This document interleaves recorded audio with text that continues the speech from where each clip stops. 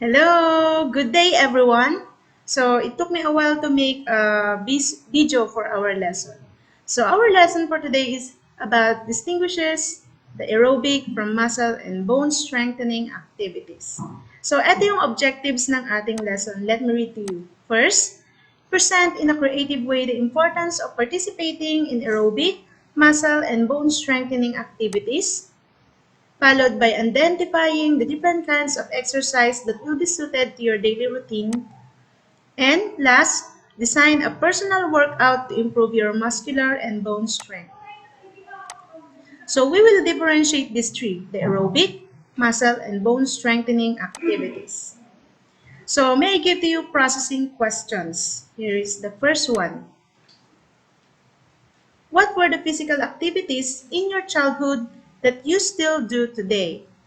So, as for me, when I was younger, I love playing games. Gusto kong naglalaro ng habol-habulan, jumping ropes, luksong tinik, Chinese garter. But, of course, as of now, I'm no longer doing that. Diba? Kasi yung mga yon, I was doing when I was young. And for the benefits, I will give to you an example. Of course, it will protect us from chronic diseases, aid in weight management, especially kapag tayo ay nagpapapayat, if we are obese, if we are having problem with our weight. And it will reduce our feeling of anxiety and depression, improve joint pain and stiffness, and also improve the quality of our sleep. Kasi nga, when we are doing things that we like, especially kapag naglalaro tayo, it will produce a good hormone in our body, such as serotonin, endorphins, which will improve our or the quality of our sleep. So, yun yung mga benefits niya. So, are you lifting heavy weight or strength or stretching your muscle? Or maybe you are performing an activity that causes you to sweat, breathe hard, make blood pump through your veins as it carries oxygen to your muscle to keep you going. So that last activity that I told you is an example of aerobic exercise. So ano nga ba yung ibig sabihin ng aerobic exercise? So this literally means with oxygen. So aerobic activities train our heart, lungs, cardiovascular system to process and deliver oxygen to every parts of the body. So this term are specifically developed by Dr. Kenneth H. Cooper, who was a doctor in Texas, in hospital in Texas, and he also published a book named Aerobics in 1968. So, let me define to you the definition of aerobic exercise. So, pag sinabi natin aerobic exercise, these are any physical activity that makes you sweat, causes you to breathe harder, and gets your heart beating faster than at rest. Aerobic exercise uses your large muscle group in rhythmic in nature and can be maintained continuously for at least 10 minutes. So, ano nga ba yung mga examples of aerobic exercise natin? So, we have swimming, running, jogging, cycling, and walking. And of course, if you are, ano pa ba yung mga nagpapabilis ng tibok ng puso natin? At saka, it will make us sweat a lot. Oh.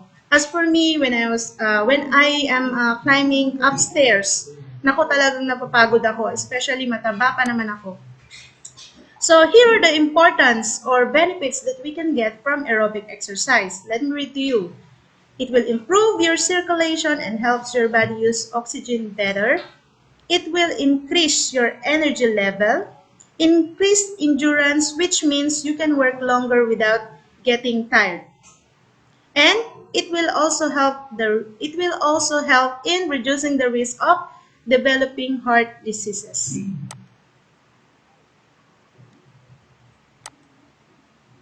And ito pa, importance, it will help reduce the risk of developing diabetes. Oo.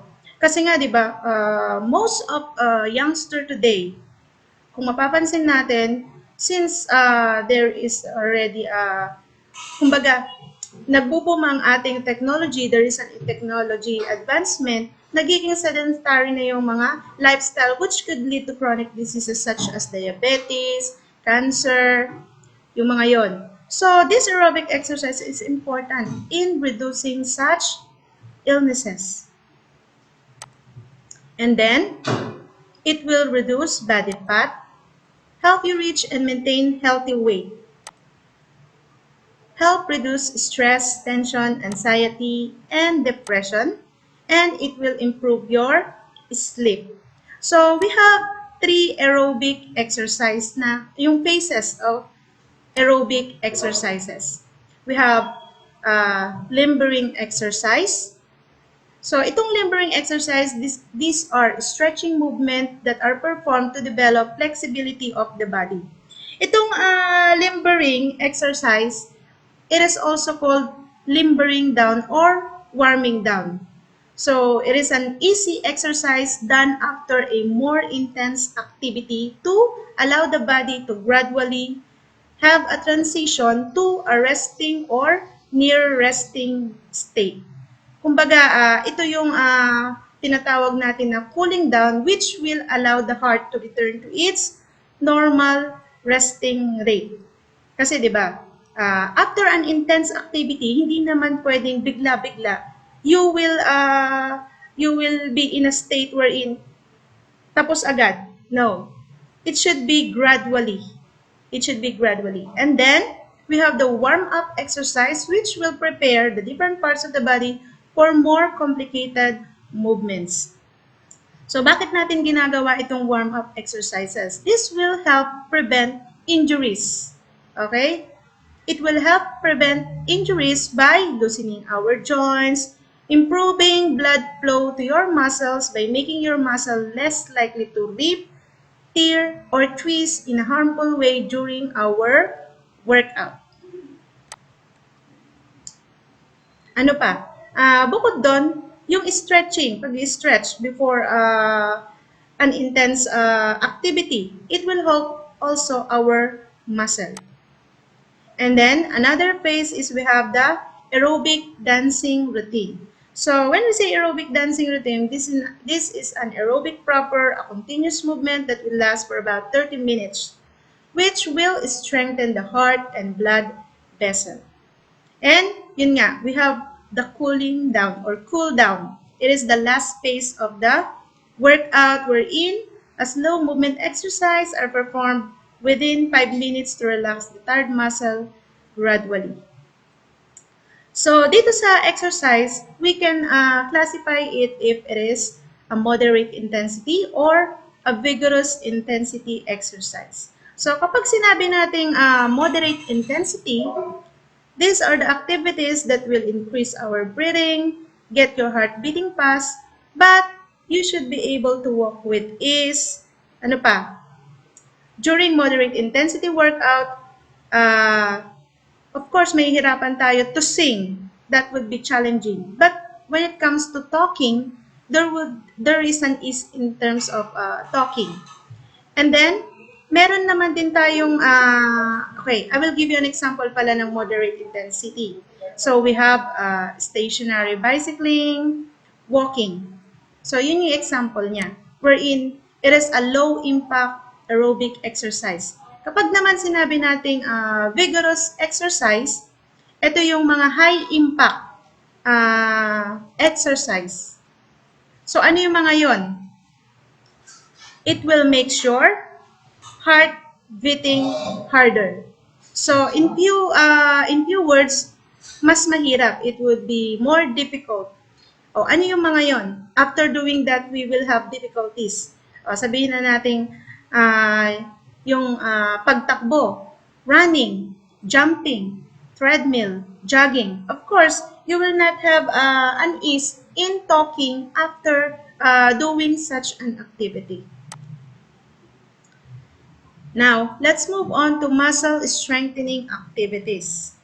So from the word itself, you will have an idea of what muscle strengthening activities are. So let me define to you. It will increase your muscular strength, power, endurance, and mass. This kind of activity includes resistance training and lifting weight, causes the body's muscle to work or hold against an applied force or weight. So meron tayong components of muscle strengthening activities. We have the intensity, frequency, and repetition. So when it comes to intensity, by the way, let me give you an example of muscle strengthening activities. So ano ba yung mga nakapagpapalakas ng ating muscles? We have push up, pull up, sit up, carrying heavy loads, gardening, digging, and hoeing. So yun yung mga muscle strengthening exercises. So now let's move on to components. First, we have the intensity. So when we say intensity, how much weight or force is used? Okay? Gaano ka intense? Okay? How much weight or force is used relatively of how much a person, how much a person is able to lift. Okay? Next, we have frequency. How often? How often a person does muscle strengthening activity? So, gaano kadalas? Is it 2 times a week, 3 times a week? So, ganon. And then, we have repetition. How many times a person lifts a weight? Okay? So, what are the benefits of weight-bearing or strength training exercises? So, ito. I will give to you the benefits. With a good strength training program, the students will be able to gain an increase in muscle strength, strengthen tendon and ligaments, gain a potential improvement in range of motion of joints, yung flexibility, dito na pumapasok yung flexibility, and we will have a reduction of body fat and an increase in lean mass. So, meron kasi yung iba, parang ampaw, yun yung sinasabi nila. Mataba, pero ampaw. Meron naman yung iba, lean muscle sila. Payat sila, pero malaman.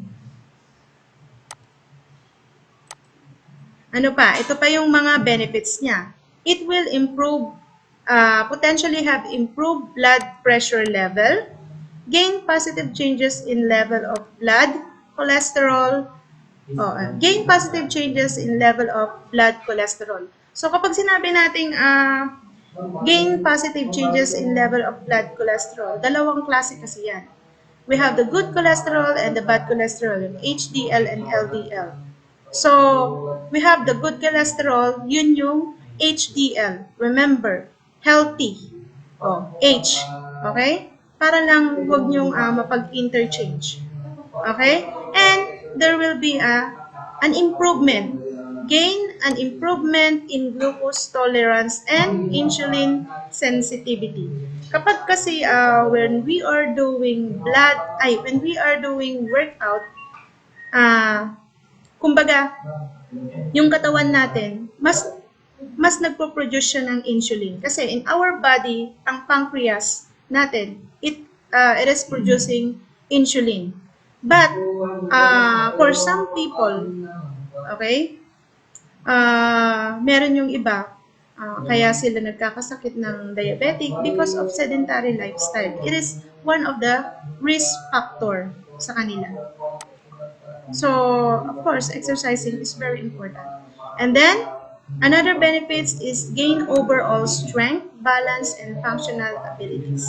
Now, let's move on to exercise for fitness. Meron tayong bone strengthening exercises. So, bone strengthening exercises, this kind of activity is sometimes called a weight-bearing, weight-loading activities, wherein the physical activities are primarily designed to increase the strength of specific sites in bone that make up the skeletal muscle. So, ito. Mahirap kasing i-differentiate ang ano kaya yung mga activities that could promote bone strengthening and muscle strengthening. Okay? So, it is almost the same kasi nga our muscle is attached to our bone. Okay? So, kapag nagkakaroon ng pulling, okay, on the attachment of bone, on bone, since our muscle is attached on bone, it is contracting. So, nagkakaroon ng contraction which cause physical force. Okay? and consequently, it would result to the stimulation of bone tissues, making it stronger and thicker. Such bone strengthening activities can increase the density throughout our skeletal system. This is called bone hypertrophy. Okay? Pag nag-i-increase yung kanyang bone density in the skeletal muscles as a result of the pulling of muscles. Okay? Muscles in the attachment on the bone. So, merong physical force. So, bone strengthening exercises is stimulated by physical activities. So, meron tayong mga activities that is suitable for children. So, ano yung mga yon? Those activities that requires a children to lift their body or to work against resistance. So, example, jumping, climbing, skipping with rope, gymnastic, football, basketball, tennis, and martial arts. So, yun ang examples ng ating mga bone strengthening exercises. Ano pa? Ito. We have, nasabi ko na, jumping, climbing, ano pa, skipping rope, gymnastic. Nasabi ko na pala. Ito pa, we have, ito naman yung suitable for young people. We have dance, aerobics, weight training, water-based activities, running, sports such as gymnastic, football, netball, hockey, badminton, and tennis. Skipping with a rope and martial arts. So ito naman para sa mga young people. Now, let's move on to activity. So, when it comes to activity, I will just ask you to differentiate aerobic muscle strengthening and bone strengthening activities. So, i-differentiate nyo siya. Ano ba yung mga pagkakaiba nila? Aerobic, muscle strengthening, bone strengthening. Actually, I've already discussed about that. Okay? Parang it's just a review. Okay? So, dito, pwede na sigurong individual. Just put it in your notebook. Okay, class? Thank you. And I hope you understand our lesson today. And if you have any queries, concerns, you can just text me or sa GC. Sa group chat, message nyo lang ako.